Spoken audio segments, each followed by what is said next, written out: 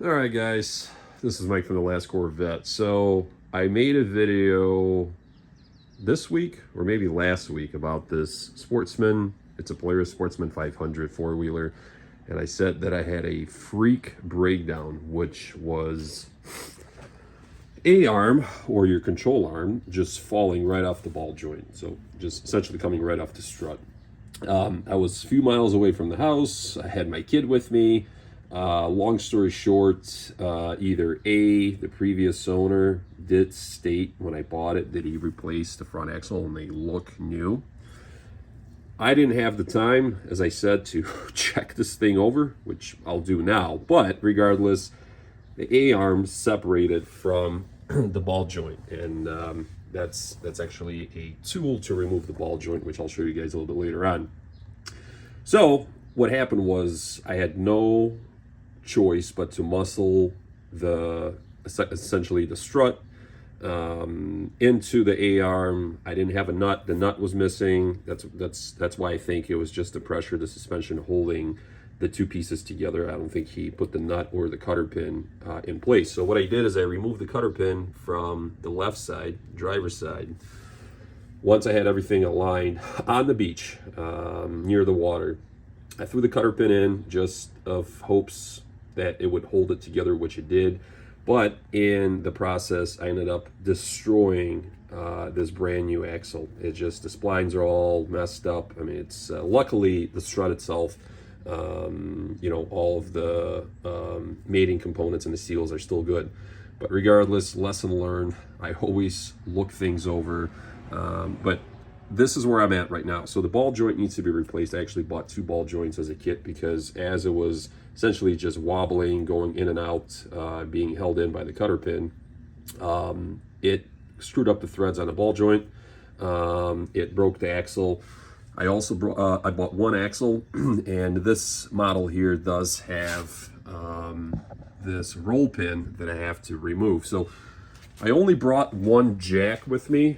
And what I'm doing later on today is I'm actually going to purchase a second jack, which I'll leave at the cottage, to lift up the S end of this four-wheeler. And then once I do that, I'll be able to rotate this axle, right? So the cutter pin right now is facing like, I don't know, 1 o'clock, right? So I need to turn it so it's horizontal. The way I can come in with a punch from this side and hopefully get it out.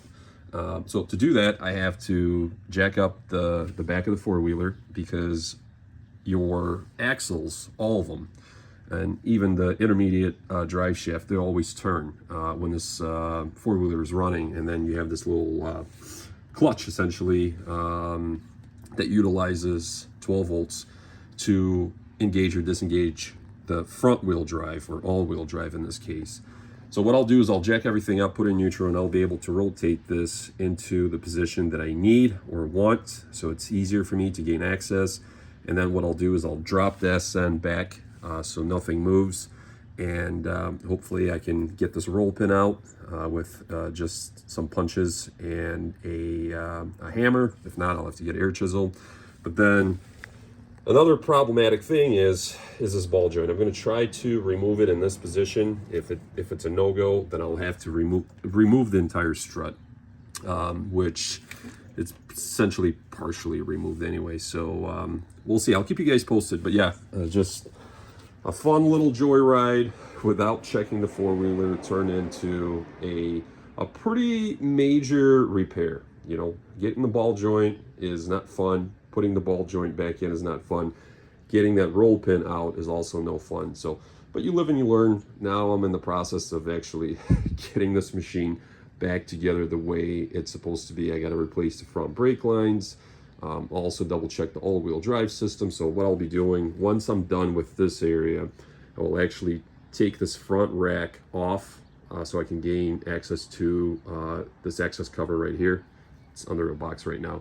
The way I can gain access to the brake lines and also the wires that are going to the magnet that drives the all-wheel drive system. So one step at a time. But essentially what I'm going to do is when I assemble it or reassemble it, I will walk you guys through all of the bearings, where they go, how they go, and how this process goes. It didn't take me very long to get to this point, but I'm somewhat stuck right now because I have to remove the ball joint. The threads are all screwed up, and obviously I have to remove this half shaft now because, as you can see, the splines are rolled over. All right, I'll keep you guys posted. All right, so I'm kind of working on the four-wheeler in between of working on the house, but my ball joint kit, so 2 new ball joints, a nut, couple of cutter pins.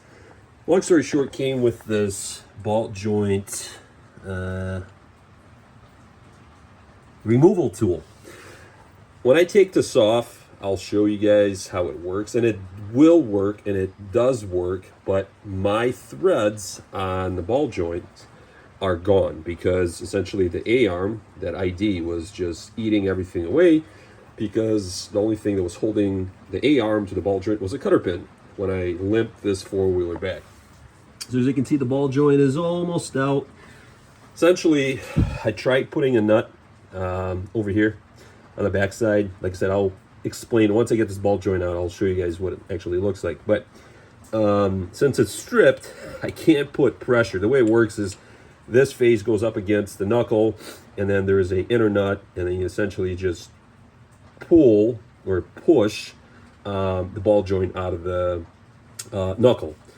And in my case, I had to use all kinds of different tools and a hammer to try to get this ball joint out. Now, as you can see, the strut is still on. I'm trying to be as careful as possible, but once I get it out, we'll have to clean everything up, and then throw the new ball joint into the freezer so it collapses it a little bit to make it easier to put it back in. And I'll obviously lubricate the mating surface, some WD-40. But yeah, slowly but surely it's coming out. Alrighty, so got the ball joint out. Fresh grease. So these ball joints were replaced. Once again, I think confirming my belief that this nut right here, this is a nut that I used off of one of the ball joints that came in the kit. Because, like I said, I only have one nut on the left side, and I definitely don't want to damage that. But here's the ball joint. So this is a ball joint removal tool, or whatever it's called. Yeah, removal tool. So as you can see, there's a inner nut. It's threaded on ID, and essentially what you do is, if I had good threads on the ball joint itself, I would simply just put tension on it with the inner nut, and then drive this nut, right, the actual ball joint nut, in slowly, slowly, slowly. This mates up right to the knuckle, this surface here, and eventually just pulls the ball joint out. In my case, the threads are all boogered up, once again, because there was no nut. It came off. I ended up using a cutter pin, and as everything was bouncing around on the way home, it chewed up the threads on the ball joint and obviously broke the axle. So I'm going to take this apart. I'm going to start working on getting the new ball joint back into the knuckle, or in this case, it's technically a strut/knuckle assembly, and hopefully get that in. And of course, the next step would be to get the jack, get this S end of this four-wheeler jacked up, get that roll pin horizontal, the way I can beat it out and then put it back in. Fingers crossed. All right, so I got everything apart. Here is the ball joint. Here is the damage right there. Let me see if my phone can zoom in. Change the lighting. No. iPhones are so great. All right, there you go. So right there, you can see that right at the cutter pin, right? So through the through hole of that ID, that's where it was just rubbing on the A-arm and took the threads right off. Here's the nut. The nut, this is a brand new nut that came with the kit. Threads don't look that bad. I'm still not going to use it because it did come with 2 ball joints. So I'm just going to use the other one. But here's this assembly, which I'll keep. As you can see, this inner nut essentially threads in and out, and that's how you put tension on the ball joint. And I will definitely keep this. This is a useful tool, even though I had to use a hammer and a couple of different pry bars and different tools to get this ball joint out. So Alrighty, on to getting the ball joint back into this assembly here. Alright, so getting the roll pin out of your axle. So I finally got the axle 0, so the roll pin is actually horizontal. It's right here. Let's see if I can show you guys where the roll pin is. Probably not. It's behind this support. But what I ended up doing is I bought a jack. So I have the front and the rear of this four-wheeler jacked up. It is in neutral, and what you can do is just turn the rear wheel, any of the wheels, either left or right, and it will turn all of four wheels essentially, because that's how they work. So I got this set up right here. Now I'm going to lower it, put it back in gear, and we'll see what happens. All right, guys, so it's some hours later. Finally got this sucker off. As you can see, I got the roll pin out.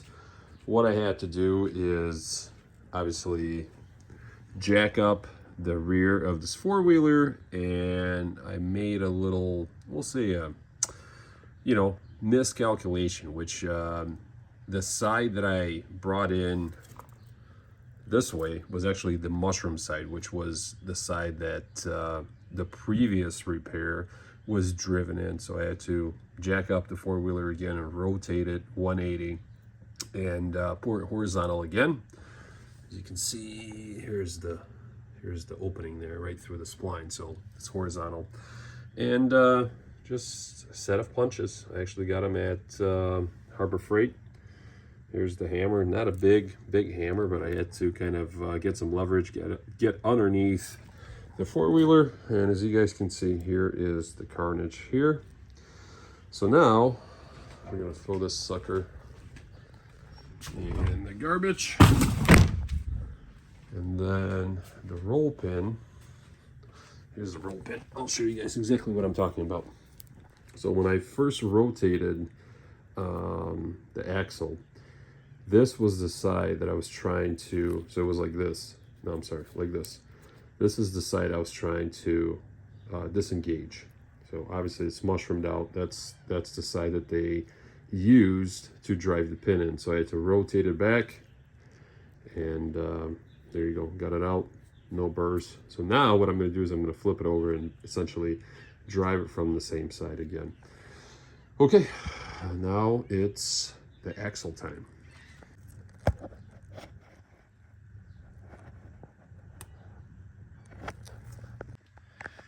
All right, so got the axle in. Roll pin, as you guys can see, is in. This is the opposite side. So if you're installing a fresh roll pin, it does not matter. But since I reused this roll pin, this side over here, let me put this down, this side was mushroomed. So what I did is I spun it 180 and I drove it out that way. And then what I did is I spun it 180 again, not the axle, but the roll pin, and I drove it in this way, right? So essentially keeping the mushroom side the same. So it essentially took a combination of punches, socket extensions, sockets just to get it started. And one thing that I learned is there is a slight gap. So you have to line up essentially the splines, obviously, but you also want to line up the through hole on the output shaft and then your axle. And it's like anything else, you just have to work on it. And now what I'm going to do is, for today, I'm pretty much done. I'm just going to put a inner bearing on, which I'll show you guys later. I'm going to spray all of this down with WD-40. One little common thing, there's no grease here. There's grease here. This is all right here. Driveline fluid that essentially washes that entire area. So, all right, talk to you guys later. What is going on, everybody? This is Mike from the Last Corvette. So, next day, getting things together. When you're putting the axle back in, make sure the A-arm is disconnected. The way you can actually pull the axle all the way forward to seat it properly. Step one. As far as the bearings go, you have a inner bearing that sits on your spline of the axle. So essentially it slides on first, and then you insert your axle through the spindle. Then you have this inner bearing. From there, you have your clutch pack. And you'll see that there's a spacer tab, or a spacer with 3 tabs. And you want to make sure that when you assemble it, it all aligns. And I'll show you when it's assembled. And then you have another bearing, and then you have a 4th bearing that goes, essentially, it's like the last bearing when you actually get the hub back on. So this is the way it goes. Bearing in, fully seated. Okay, you got that. Then what we're going to do is we're going to take our clutch, and this clutch does have splines in it, right? Obviously, because it engages your 4-wheel drive. So you want to make sure it's seated like this, right? So you see that? Boom, boom, align, spacer plate. You got the tabs. Then you have your bearing. What I said is the IDs of these bearings are different. Essentially, there are 2 bearings that have a larger ID, and there are 2 bearings that have a smaller ID. You cannot mess these up because they will not go on your axle. So this one goes like this. You have to be a little bit careful here to get it on. There we go, like this. Okay. So this is your stack up. And no, there is no grease. It takes driveline fluid, as I showed you earlier. So now what I'm going to do is I'm going to slide the hub, this, back on.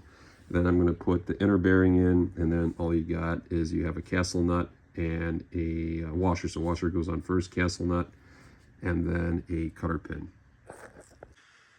All right, so got the hub back on.